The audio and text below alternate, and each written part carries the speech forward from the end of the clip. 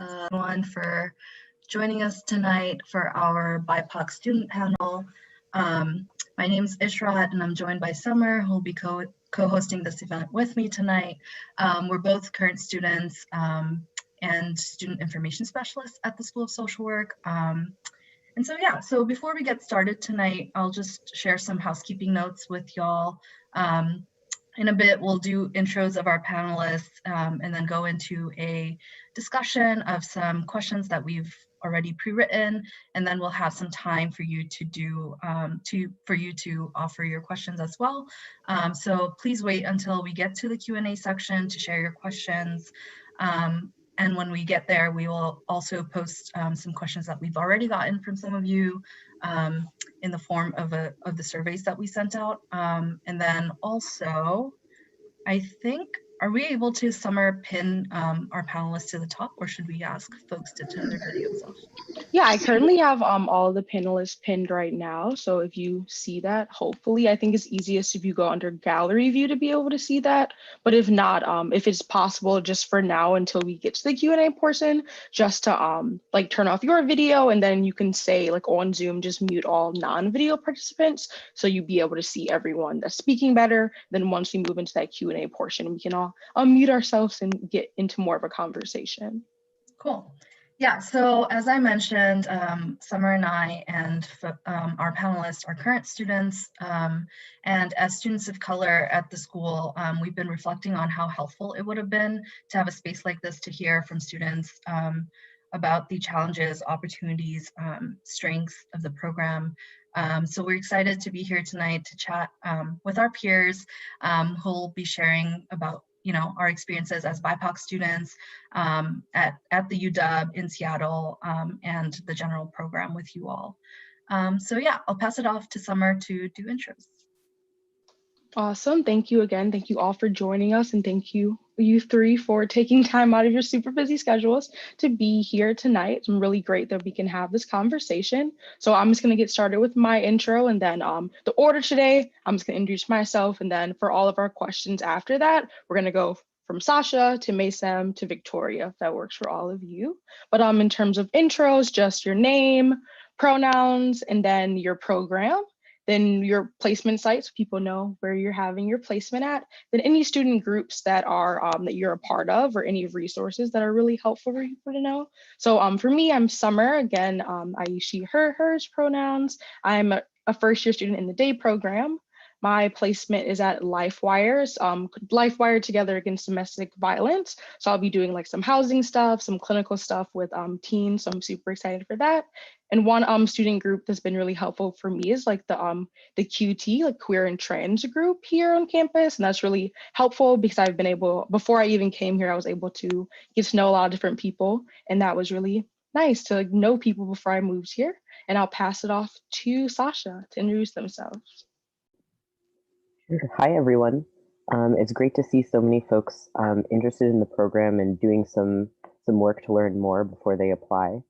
My name is Sasha. I use they, them pronouns. I'll also share that I'm of South Asian descent, just so folks can kind of understand where within that BIPOC umbrella I fit.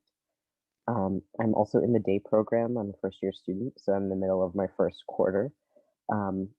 And I am going to be doing my practicum at the UW Resilience Lab, which is a research center, but also a resource on campus for folks to learn more about mindfulness-based coping strategies and skills. I think I got all the questions. Hi, everyone. My name is Maysam Adibzadeh. I go by him, his. I'm a first-year day program student at the School of Social Work at UW, obviously. And my placement for my practicum, for my general practicum, is going to be at Indian Association of Western Washington, where I'm going to be like working, I think mostly with seniors as a case manager, in providing them with resources and connecting them to kind of different health facilities as they need. And one of the groups that I'm looking forward to attend my first meeting, because I've just been so busy, is the BIPOC affinity groups. I think their meeting is coming up, I think on the 12th, which is on Thursday. So I think I'm gonna attend that meeting first time. And I'm gonna pass it to Victoria. Thank you. Hi, everybody. My name is Victoria. I use she, her pronouns, and I am a second-year EDP student. And so I actually started in the day program. I did about 2 quarters there and decided that I wanted to transfer to our extended degree program. And yeah, so that's where I'm at. My specialization will be the multi-generational practice track. And my current practicum placement is with Families of Color Seattle. So they're a small nonprofit here working with families of color to connect them to parent groups and just a lot of affinity groups and peer support. So it's been an awesome experience so far. And I'm super glad to be a part of it. In terms of student groups, I'm actually not a part of anything. There are plenty, and there are plenty that I've always wanted to be associated with. But just given my own personal life and time constraints, I just haven't been able to join any student groups. Great. Thanks, everyone, for sharing a little bit about yourself. So right now, I'll go into our discussion section. So I'll ask you all some questions, and not everyone has to answer. Feel free to speak to whatever is calling to you most. And so I'll start off with a question that we get a lot when we do these advising sessions is, what led you to consider a career in social work versus, let's say, like another counseling program or a psychology program?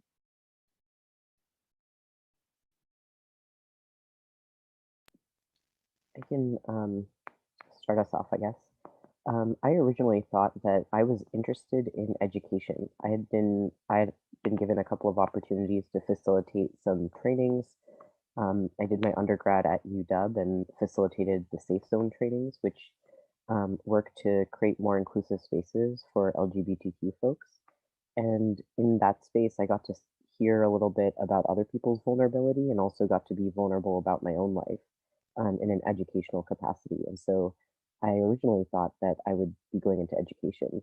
As I talked to grad students in the education programs at UW, I was kind of missing some of the social pieces that I was kind of hoping to get more skills around in terms of social emotional learning for adults and actually just healing skills. That was a space that I hadn't gotten an opportunity to do any work in.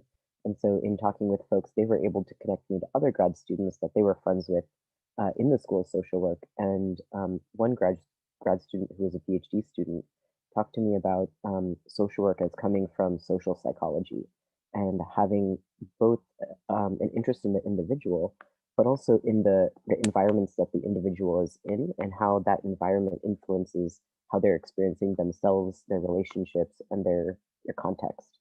And that really, felt really holistic to me and really felt like it would give me space to both build on what I had skills in and also develop new skills. I've also had the opportunity to work with undergrad students one-on-one and kind of in small groups, and getting to watch people grow and be a part of their growth was really, really fulfilling. It was really igniting for me. And so I knew what kind of impact I wanted to have on folks and how I wanted to be a part of their journey. And I knew which skills I needed. And so hearing more about other social workers' experiences really helped solidify me and feel like this is the place where I need to be. 1 quarter in, I'm already feeling like, or midway through my first quarter, I'm definitely getting a lot of what I was looking for and then some. So I think I'm super open to how the program might like open me up to new ways of thinking or new ideas or new fields even. And I'm already starting to get some of that already, even like 6 weeks into quarter 1.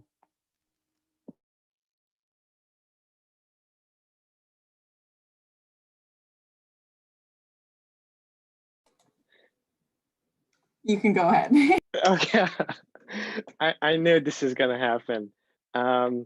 So for me, I think one of the things that I've learned in my undergrad was pursuing my passion, going after my passion, what I'm passionate about. And for me, you know, I was pre-med in my undergrad. I even was so serious about medicine. My goal was to become an orthopedic surgeon. And I was so serious about it that I even there was like an opportunity for me to observe a surgery side by side of a surgeon. So I went and did all of that. But then throughout my journey in undergrad, you know, having personal experience with kind of healthcare system, you know, myself and, you know, and I act as an advocate for my parents. So having that personal knowledge of healthcare system, I was like, you know what, I think I'm gonna change directions to have a kind of a bigger impact at hopefully at a policy level in healthcare system to make it more equitable. So that what led me to social work. So, you know, as you might tell, you know, I'm interested in clinical medical social work. And then, you know, you know, after a few years of working in hospitals, want to work with, you know, policymakers with policy to change some kind of impact at the policy level. So kind of that what led me to pursue social work, just following my passion, what really, you know, speaks to me. So.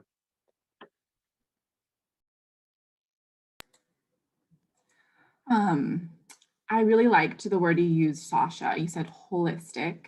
And I think that that is a word that really is so grounding for me, like why I chose social work specifically, because I'd actually wanted to be a psychologist. I was so committed to getting my PhD in psychology. And what had happened was I started working at Harborview Medical Center in trauma research. And so I was shadowing our psychologists. And then we got a social worker, and I ended up shadowing her a lot. And in doing that, it made me realize that social work is so unique in the way that social workers can, like, they bring humanity to their work.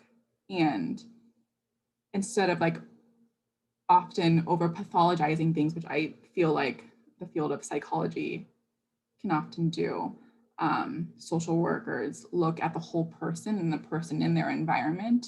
And it's just so much more complex. And I find so much beauty in that.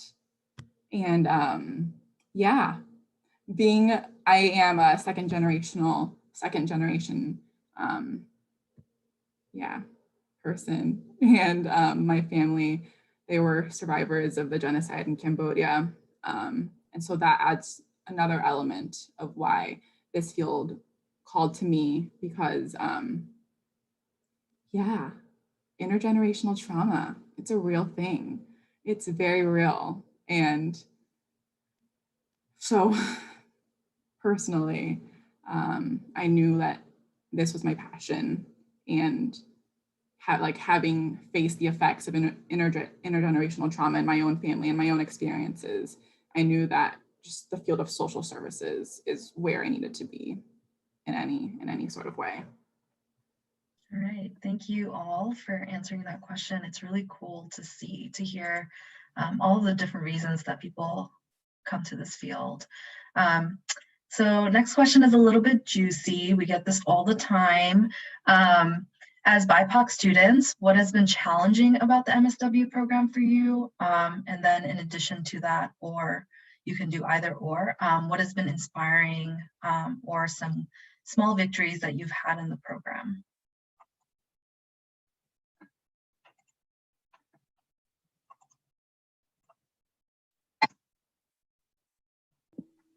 I get to start us off again, if that's okay. I feel like I'll start with the victory. I think in my undergrad, I didn't have the opportunity to take classes with many instructors of color. And in my first quarter, I was able to have not only majority instructors of color, but also queer instructors of color. And that was huge for me to even think about, like, they're informing me about their practice, and their practice is informed by who they are. and kind of their experiences meshed against my experiences feels like a really rich opportunity to understand this work in a contextual way. And even the folks who are white instructors, I felt really lucky that I felt like, put in quite a bit of significant effort to include readings and videos and podcasts and things like that to kind of hold not only our current moment of racial uprising, but also the the need for an equity lens in what we do. Like not even a lens, but like that is what we do. And so I've been super grateful, like the conversations I've been able to have with my instructors in office hours, in class, and with my classmates have been way more than what I could have expected. I'll admit I came in a little bit cynical and, based on my undergrad experience, expected majority white instructors, majority white perspective, content in the course, and was just so pleasantly surprised. Um, that said, I think a challenge that I'm experiencing is feeling like I'm able to do some of the personal work that I need to do around my own racial identity, to be able to bring that um, into my practice. I'm currently taking Social Work 504, which is the personal to professional practice course. And we've had lots of opportunities in class to reflect on our own identities. But as social workers and future social workers, we know that, writing a 3-page assignment isn't the end of the journey. And I wish there was just a little bit more time to like dig into that. And Victoria bringing up intergenerational trauma, like explore that for myself so that I can have the space to hold space for others. I know that's definitely personal work and work that I might do with my own therapist, but um, with the pace of the quarter, it's something that I wish I could have planned for differently, or would have scheduled more therapy appointments for, or something like that. I think we're gonna follow the last order. So to just add what Sasha mentioned, I think for me, as being a first generation college student in my family and to have made it, thus far, I think that has been a victory on its own, because as being a person of color and being a first generation, I think there are more obstacles that we go through compared to others who are born here. So all of you being in this session, I congratulate you all for being here. So I think some of the challenges is no one was there to tell me this is how the system is going to work. This is the application process. This is the different systems that I have to participate in. No one told me. It was this kind of the same process undergrad for me, where I had to learn everything on my own. So that has been a challenge for me, just learning different systems on my own, and that sometimes for me feels like I'm lonely. And with the conversations I've had with classmates who are also person of color, and with instructors, as Sasha mentioned, who are also people of color, I've learned that I'm not alone. And so if you feel that way, just know you're not alone. There are other people, like me, other people who have kind of had to learn the system on their own, and we help each other along the way. So to me, that's both a challenge and a victory. So I think I'm gonna just pass it to Victoria now. Great, thank you. Yeah, for me, I think a big challenge of this program, and I think we might get into it later, is just imposter syndrome, and feeling like I'm not smart enough or good enough or working hard enough in this program, and just the constant comparison to a lot of white peers. Yeah, and it's very real and it's very normal, and there are tools. But I think that for me personally, a lot of my classes were taught by white instructors, and a lot of my classes have been predominantly white spaces. And so navigating, finding my own voice in that space was definitely challenging at first. But I think the victory now is just like slowly gaining that confidence and knowing that I got into this program for a reason. I'm meant to be here. I am definitely good enough. And like finding that voice and that confidence has been amazing. Thanks, y'all. On that note of imposter syndrome, which is, you know, a buzzword in grad school, we love it. So BIPOC students often struggle with an exaggerated sense of imposter syndrome. Have you experienced this, and how do you navigate those feelings and thoughts? And Victoria, you kind of got into it, but if you want to expand on that a bit, please. Yeah, okay, let's see. I'll talk about my imposter syndrome a little bit more. So I, being a woman of color, we have these extra layers, being a woman of color, and these other identities that have really compounded everything. And for me personally, like I have had to work full time while in school to support my family, to support myself, to get myself through school. And so there was always this like added pressure or extra pressure.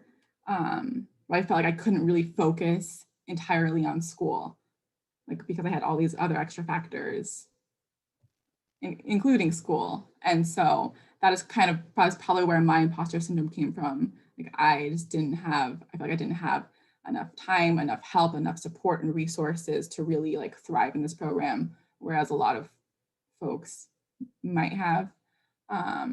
And I guess how I navigated that for myself was one, transferring to the EDP program where I wasn't so spread thin, working full time and going to school full time. While doable, I don't recommend it. I tried it, and it was at the cost of my mental, emotional health. And yeah, so I guess that would be the first. That was my first step. And then I got a therapist, and my therapist has been amazing. Yeah, in navigating those feelings, my therapist is also a woman of color who went through UW's social work program. And so her lens and her experience has really just been so helpful.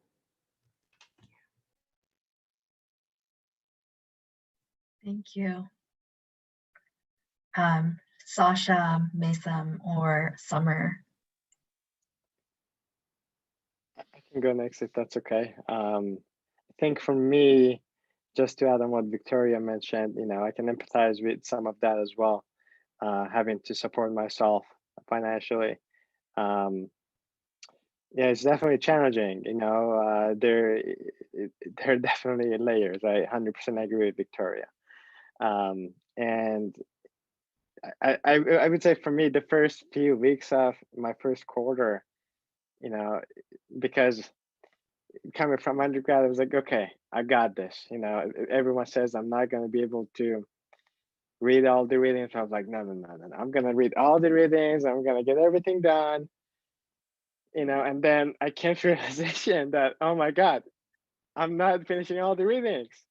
I'm not, you know, I can't read the readings in depth like I want to. So I had to come to terms with that in my, you know, myself. But then there was the thought, you know, again, being lonely in this process, which added to it. And then the feeling like, is this right for me? Is this too much for me? Then I had to kind of sit myself down and be like, Mason, you know, look how far you've come. You know, you've been through the immigration process, you've been, you know, refugee, you know, in the past, and you have gone through immigration process, you know, you have learned English, you know, as a second language. So just look how far you've come. You can do this. So I think sometimes you just have to, for me, this is kind of what I do. Sometimes when I'm struggling with something, this might be a little nerdy, I know, but I sit down and kind of reflect, like recognizing the emotions I'm having and why I'm having those emotions. Like what is causing those emotions for me, and then reflecting on kind of the past and the things that I've overcome to be where I am today. So I think those are some of the things that have got me through that imposter syndrome that I had the first few weeks of the quarter.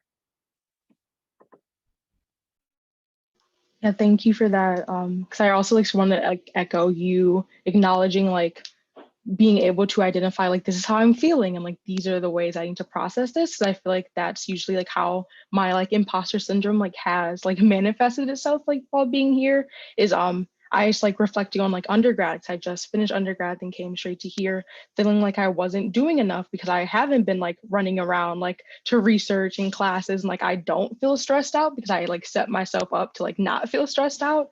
But since I don't feel as stressed out as I usually am, not thinking that I'm doing enough, so having to like step back and reflect, like, wait, you can be productive and be learning and getting a fulfilling experience without being stressed out, and really just having to have that tough conversation with myself, like, wait, the productivity does not equal feeling stressed out. Like you said, like you've come a long way and you've been able to establish a schedule now where you don't feel overwhelmed. So I think it's really important to just that it's really hard sometimes like not to compare yourself, especially in a program like this where everyone's so like passionate about social work and like what they're doing, and everyone's experiences are super similar but also so different. So it's a feeling that we all like have. So I think it's really important to really just sit there and reflect and think about like where those feelings are coming from. So it's been really helpful for me. And just remind yourself, like, again, like you got here for a reason, like I'm in this program for a reason. I'm showing up to class and doing stuff for a reason because we're all leading somewhere and we did a lot of really important things to get here. So thank you for like bringing that up because it's something I feel all the time. I might just add, to Israq's point in the chat, you know, I came to this program wanting to learn more about healing. And this is, coming up against imposter syndrome has been an opportunity to do some healing with myself and to think about, what are the tools that I am thinking about sharing with my future clients and how can I use them now? Not just like in addition to noticing our feelings and feeling them, but also saying to myself, like, where are these feelings coming from? What are the systems that inform them? I can, if I were talking to somebody else, I would talk about the, systems of oppression that Victoria mentioned that inform why we think we're not good enough, and work on how do I dissociate from those messages that I'm being given and instead offer myself new narratives. And so, that's just like a tiny sliver of like how we can take the skills that we're hoping to gain and practice them with ourselves. And I know that's super hard because we're always harder on ourselves than we are with other people. But um, I found my cohort has also been a really great place to reflect back to me that things are going to be okay and that they are also struggling with things and that leaning on them can be really helpful. We've got like a text chain going where we send each other TikToks. We got like a Facebook group where we like share things about like things that are coming up in class, like, hey, did you get this assignment? Or, this is what I've got for my like um, assignment. What do you think? Like, am I going in the right direction? And so leaning on other people is also really important. Like the isolation that Mason mentioned, like the antidote to the isolation is connection. And so I think the cohort model lends itself well to finding that space. I'm Yeah, just gonna thanks. add, Sure. sorry, I'm just gonna Yeah. add something short because Sasha brought up healing. Like today I was just, I had a meeting in the morning with my kind of field advisor. And then after that, I was just doing other assignments, readings. And at some point my brain was like, that sometimes your computer has an error. It shows up, you click OK, it doesn't go away, just there. That was my brain, earlier today. And I was like, okay, I'm gonna step back and take a break. I'm not gonna do the readings now. They're not due like tomorrow. So I think sometimes it's important when it comes to healing to step back. Don't feel bad about taking a break. It's a lot of work. So yeah. Yeah, thanks for that. I think I'll just add two more things. One is that on the note of like trying to read everything, you do not have to read everything. B's get degrees too is the best advice someone has ever given me.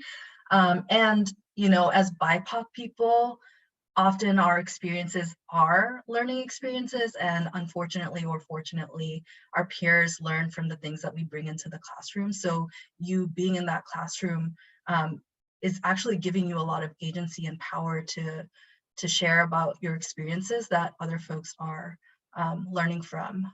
So you know, just being mindful of that, I think was really helpful for me to like sit with. Okay, so I'm going to ask maybe one or two more questions that we have prepared, and then we will move on to a Q&A section where y'all can send in your questions. So start thinking about what you want to ask. I think I want to ask maybe, is there a favorite professor or class that really stands out to you? And if so, why? Yeah, let's start with that.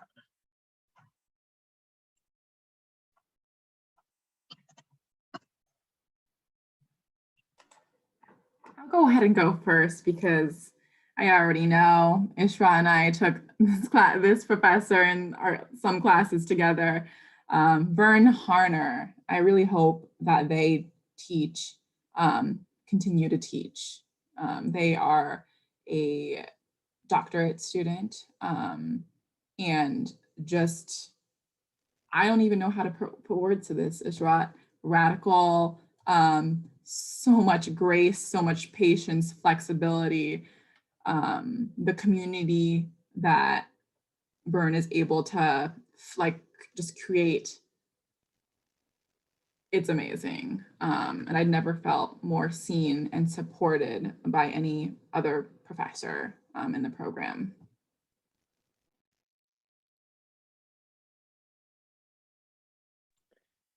Oh, sorry.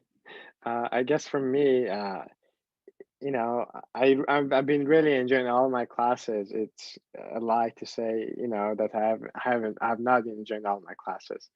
But I would say the few that stands out the most is my 504 class with Charlotte Sanders, the one Sasha brought up earlier. Is about kind of looking, you know, reflecting, doing self-healing. So I really like that. You know, it's helping me to process some of the things that I've gone through in the past, which is good. It's part of the healing. And then another class that I really like is 510 with Justin Lerner. In that class, we are talking about again, it's about healing, but it's also about how to work with clients, how to use different skills to help them process. So I would say those are my two favorite classes so far.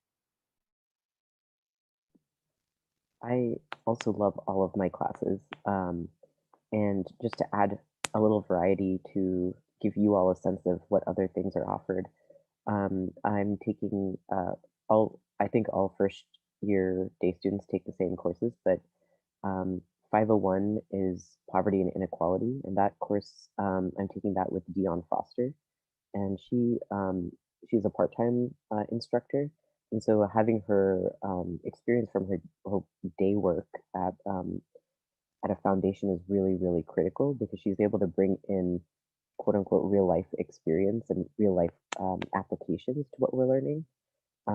And also she has a huge wealth of experience in the Seattle area and is able to give examples in terms of Seattle city policies and how internal governmental processes work as well.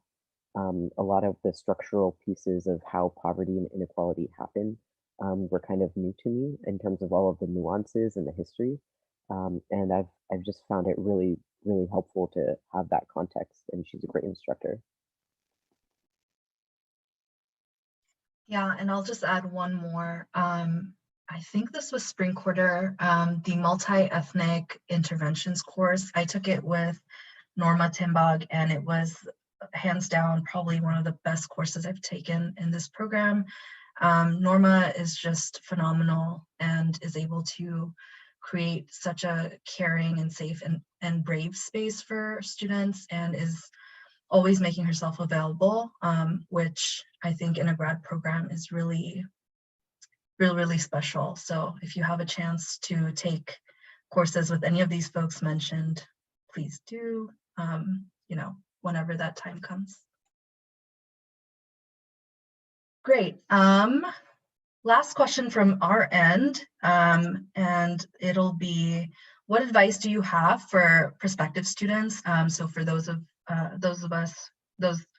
folks who are watching now and then who will watch later, yeah, what advice do you have for them as current students who, and as people are thinking about applying to the program?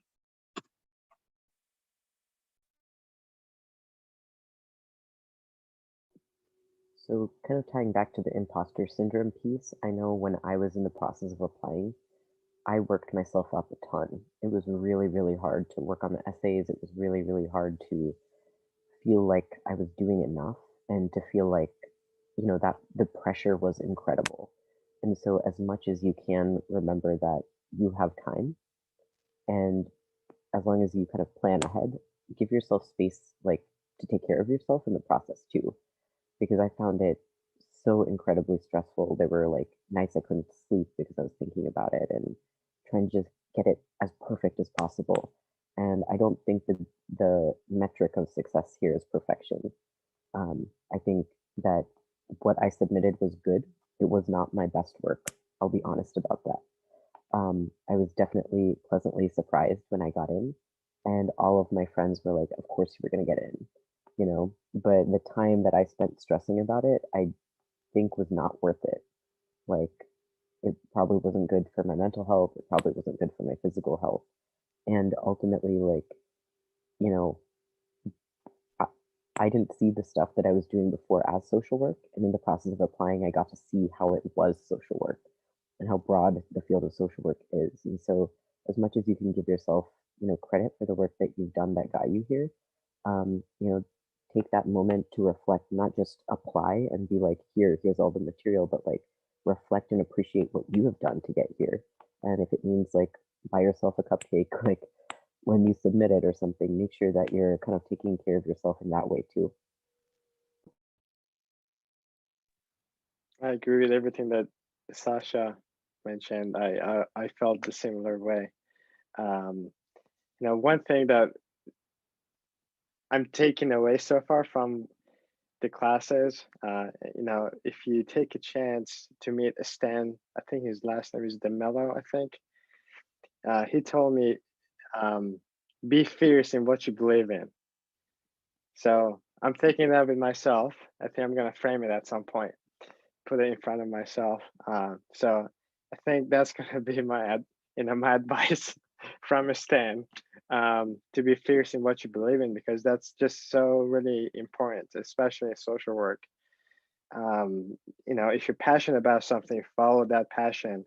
You know, that's what got me to social work from undergrad. You know, I just followed my passion and here I am. And my other advice is really in the first few weeks of your first quarter, really create your own schedule, you know, to organize the readings that you got to read, you know, to organize your files digitally on your computer. So in those first few weeks of classes, really figure out a solid schedule for yourself. And I think that's gonna set you up for the rest of the quarters. I'll try and be really quick here. I echo everything both of y'all said. For me, yes, that pressure was so real. I mean, it was like my dream to get into this program. And I'm perfectionist to a fault. And my essay, my personal statement was never good enough, never good enough. But eventually I was like, you know what? This is me. This is me on a paper. I'm bringing my whole authentic self. I am everything I love about this field. This is compiled. It's all compiled. It's all there. And you know, if it's meant to be, it's meant to be. And I think what you bring to the table will be evident, and it'll be seen. And yeah, pour your heart out. Be open, be vulnerable. It's very challenging, but very rewarding. I completely agree with everything, of course, that has been said. I think something that was really helpful for me when I was also super stressed out, like, and applying and just like thinking about like my future and like what I was going to do was like echoing a lot of like what Victoria just said, but really just leaning into myself and really taking the time to think like, everything I've done has literally led me here. Like I'm super passionate about this field and really just taking the time to reflect that like on your application and not even like after that, like once you even start classes, the reason why you're pursuing or even interested in an MSW program is because you have some passion related to social work and really leaning into that to like take the time to like acknowledge it and really explore that for yourself. Because I think a lot of the times, one thing that's been really refreshing about like the grad school curriculum so far and why I have enjoyed a lot of my classes is this work is like for yourself. Like every time I do an assignment, I feel like it's for me, it's not for someone else. Like I choose to read further in a reading and not just like skim over it because I want to develop myself like as a social worker, like as a professional. So I think that really is what always offers me comfort. It's just like I'm doing this for myself because I want to develop myself like as an individual and really like be a resource like for my community and really like reach my goals and passions. And I really think that just always remembering like this is for you, like no one else really just helps me, especially those days when I don't want to do work. I'm like, right now a nap is what is good for me. And I think that's really what's kept me going like in times like this.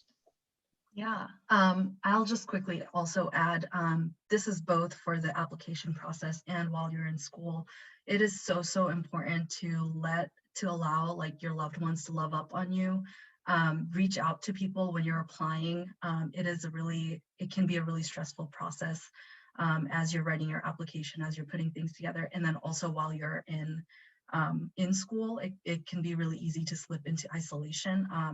But to make space for your loved ones to check in on you and also be open with them is a really powerful thing. So that's what I'll say. And then I will pass it off to Summer to facilitate our Q&A.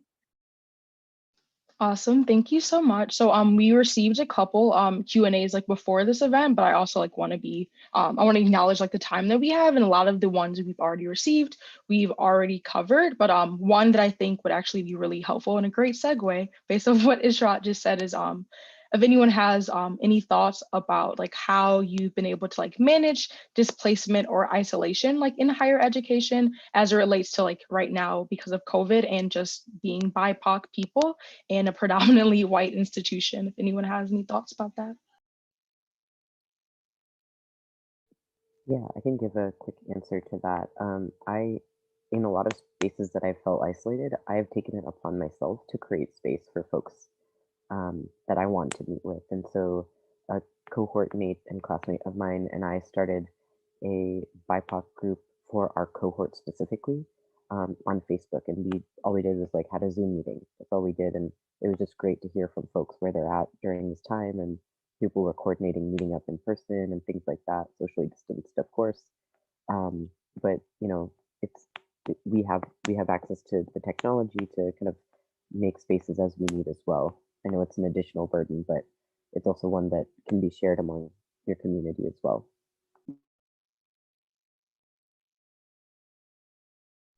Yeah, also to just quickly add to what Sasha mentioned, yeah, I'm a in-person person, so it's really hard for me, because of the COVID and not being able to, have those hallway conversations after class or before class, and connect to students, like my fellow students, my, other folks in the program.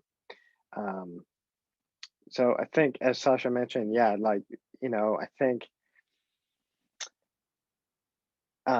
especially with COVID, I have put some effort into being intentional about reaching out to people, making those connections with people. And I recognize that it's hard for some people, reaching out to others. So, I encourage you to step out of your comfort zone, during this program, and being intentional about reaching out to people and making those connections.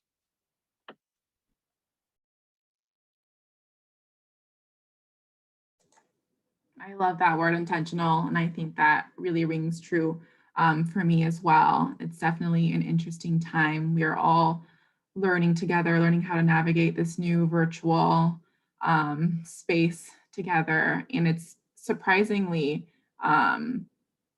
been pretty good for me. Yeah, you can build a community really quickly, and I think being flexible or adaptable and creative, that's what's really kind of made it a little bit easier. Yeah. Awesome. Thank you so much. So now I'll pause to see if there's any questions. And Joelle, I'm gonna unmute you. Let me see if that works for you, and then you can ask your question. All right, perfect. It's Joel, by the way. Sorry about that. It's fine. So being a curious junior in high school that I am, I was just curious on when did BIPOC become a thing at UW, or when did it popularize? To be more specific.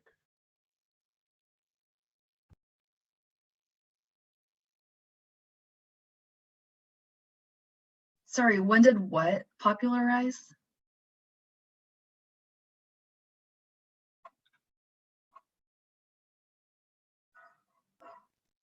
BIPOC, kind of, it's kind of hard to say. Sorry about Oh, that. BIPOC? Yeah. Okay. Sorry about Yeah. that. Yeah. I don't have the history of when UW started using it. I just know that it's something that we covered, like in terms of my experience in the program, it's something that we covered in the 504 class. And just to acknowledge that the phrase BIPOC, Black, Indigenous, POC, people of color, there are political implications to it and a lot of analysis around it. And my personal stance is that you should use Black, Indigenous, people of color, specifically to the groups you're talking about. So if you're talking about Black folks, saying Black folks, if you're talking about Indigenous folks, saying Indigenous folks, etc. I think, yeah, generally I use it in terms of when we have a space like this, where we're inviting people from all of these backgrounds, where it's an umbrella term. Yeah, that's where I am on it personally. I don't know if other folks want to speak to it.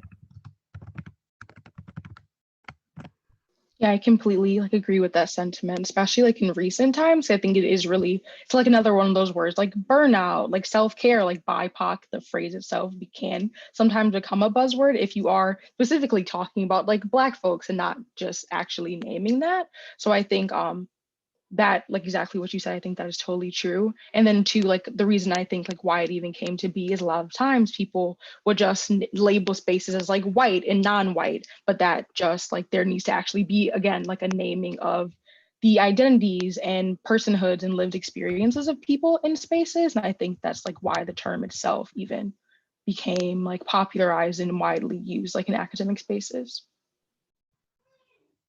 All right, I have another one as well. This may be a controversial question, but not knowing much about this whole group myself, may people get the wrong kind of idea about this group, such as the wrong perception, such as racism, for example.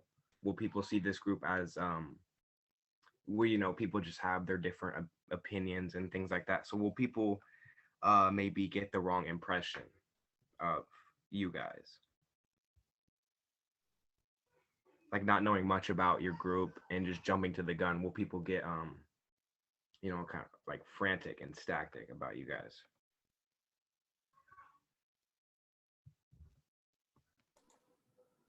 I'm not sure I'm understanding the question.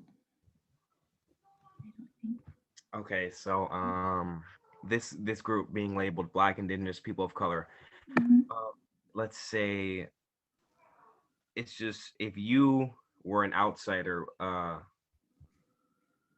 could there be any thoughts leading to racism about this group?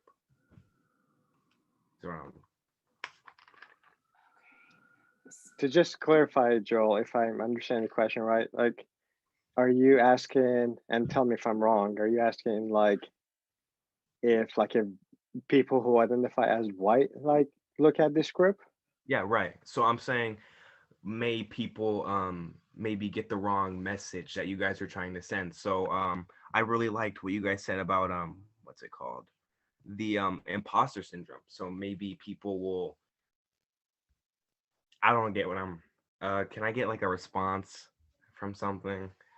Just Yeah, Joel, it sounds like the idea that you're proposing is something along the line, and I think Nathan pointed it out, as like something along the idea of reverse racism. I would encourage you, there's a really great video on YouTube by a comedian. I think his name is Ahmed. I forget his last name, but if you type in Ahmed reverse racism, it'll pop up. And it talks about how, as Black, Indigenous people of color, we do not actually have the power to be racist towards white folks. That's called prejudice. Anyway, you should definitely look it up. It's very informative and also funny. So hopefully that will answer your question. Perfect. Oh, I have one more question if you guys don't mind. Let's make some space for other folks to ask questions, and then if no one else has any questions, we'll come back to you. How does that sound? Sounds good. Thank you. Great. Yeah, so we have a few more minutes. So if other folks have any questions, any burning last minute things that you want to ask our amazing panelists, this is the time. Yeah, Jessica, I will unmute.